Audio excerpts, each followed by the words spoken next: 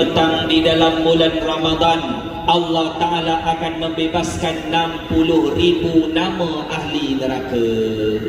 Minta, ya Allah, kalau nama aku terada dalam neraka, ya Allah, keluarkan aku, ya Allah. Minta. Sebab apa? Nabi kata setiap hari dalam bulan Ramadan, pada waktu petang selepas asar, Allah Ta'ala akan keluarkan 60,000 nama ahli neraka agar dimasukkan ke dalam syurga.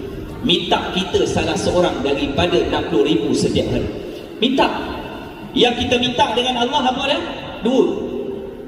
Panjang umur, murah rezeki. Itu je. Panjang umur. Ada makcik tu kata, Ustaz, doakanlah makcik panjang umur. Minta maaf lah makcik umur berapa? Saya umur 74. Makcik nak panjang berapa banyak lagi? Kalau boleh sekali ganda lagi, udah 144 tahun. 100 tahun pun dah jalan macam biawak tu. Jangan main-main tu.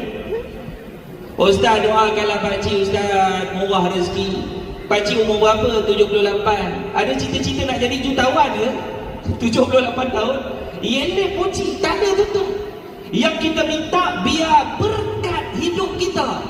Dapat rezeki, rezeki berkat. Dapat masa, masa berkat. Dapat anak, anak berkat. Dapat suami, suami berkat. Dapat isteri, isteri berkat. Dapat kereta, kereta berkat. Apakah itu berkat? Ziyadatul khair, bertambah kebaikan.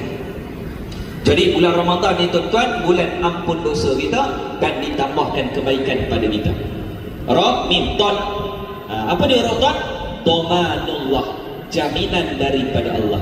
Tuan-tuan, apa yang Allah Ta'ala jamin bulan Ramadan? Nabi sebut dalam satu hadis, idza jaa Ramadan, apabila sampai Ramadan, futihat abwabul jannah, pintu syurga terbuka seluas-luasnya, wa ghulikat abwabun nar, tertutup serapat-rapatnya pintu neraka, wa sufidat syayatin, dan syaitan dirantai.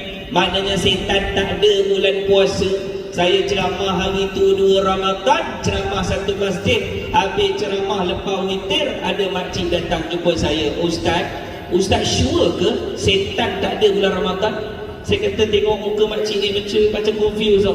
Saya kata ya makcik, bukan saya kata, Nabi kata. Tu yang makcik heran, masalahnya selipar makcik hilang. Setan betul ke setan tu orang curi?